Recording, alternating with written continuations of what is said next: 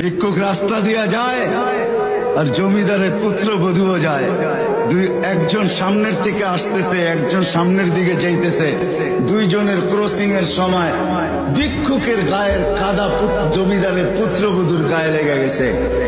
সে দুনিয়া আন্ধার করে ফেলছে, স্বামীকে ডাইকা নিয়ে আসছে, বলছে ভিক্ষুক আমার কাপড় নষ্ট করে দিছে। সে শুধু ভিক্ষুক ছিল না, বৃদ্ধ ছিল। বৃদ্ধ ছিল না শুধু, জীর্ণ ছিল, শীর্ণ ছিল, শরীরে কাপড় ছিল না, ফাটা চিরা কাপড় ছিল, পায়ে জুতা ছিল না, পেটে ভাত ছিল না।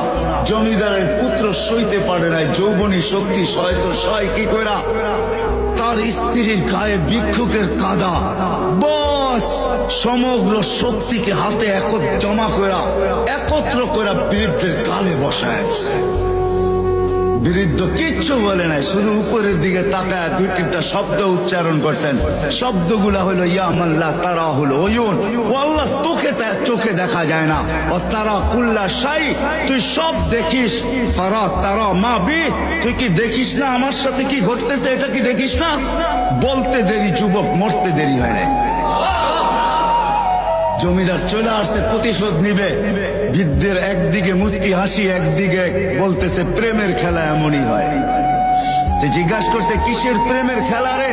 বলছে ওর প্রেমিকার গায়ে আমার কাদা লাগছে, পায়ের কাদা লাগছে, ও সইতে পারে নাই, যৌবনী শক্তি দিয়ে আমার বৃদ্ধ গালে বসায় দিছে। আমাকেও একজন ভালোবাসে, সেও সইতে পারে না।